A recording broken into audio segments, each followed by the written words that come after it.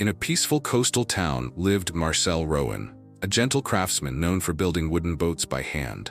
He wasn't wealthy, nor loud, nor impressive at first glance, but he carried a quiet steadiness that made people feel safe.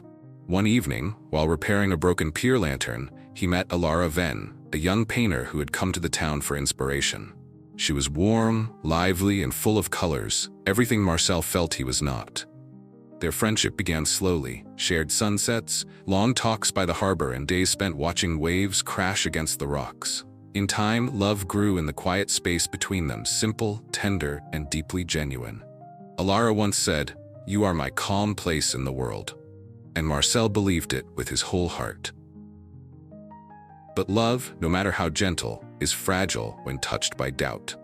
One summer, a traveling merchant named Dorian Crest arrived in town. He was charming, smooth-spoken, and always smiling just enough to make people unsure whether he meant it. He noticed Alara's paintings and praised her talent with exaggerated admiration. Marcel, who rarely showed emotion, felt something tighten in his chest. Then the whisper came. A friend casually mentioned, "Dorian is always around Alara. Have you noticed?" Marcel laughed it off. At least he pretended to. But at night, while carving wood alone in his workshop, a quiet voice inside him asked, "What if she prefers someone more exciting, more successful, more confident?" Doubt is soft but persistent. It does not shout, it erodes. Alara continued painting by the cliffs every morning. Dorian occasionally passed by and complimented her work, nothing more. But in Marcel's mind, simple conversations became secret meanings. Normal smiles turned into hidden signals, innocent gestures transformed into imagined betrayals. He stopped joining Alara at sunrise. He stopped holding her hand when they walked. He began speaking less and assuming more. The worst part? He never asked her anything. He simply believed the story his doubt invented. Alara sensed the change. "Marcel," she whispered one evening, "why do you look at me like I'm slipping away from you?" He didn't know how to answer. One night, Marcel saw Alara and Dorian talking by the pier. They were laughing about a spilled box of paint, nothing romantic, nothing secret. But Marcel's chest burned with a story he created himself. Without thinking, he confronted Alara later. "Just tell me the truth. If you want someone else, I won't stand in the way." Her face fell. "Is that what you think of me?" Her voice trembled. "After everything we've built, you think I would betray you?" Marcel said nothing. And silence is sometimes the loudest confession. The next morning, Alara left a letter on his workshop table. "Love cannot grow where trust has died. You doubted me before you asked me. You believed strangers more than you believed us." She didn't leave the town forever. She simply stepped away from the place where she no longer felt trusted. Marcel read her letter again and again.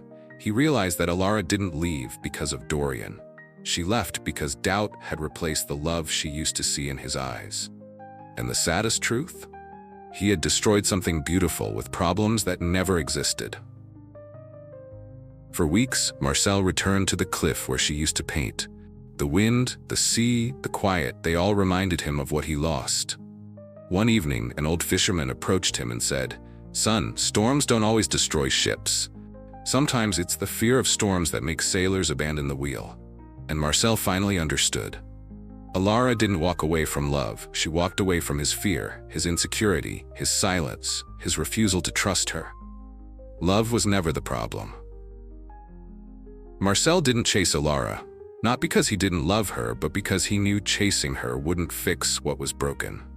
Instead, he rebuilt himself.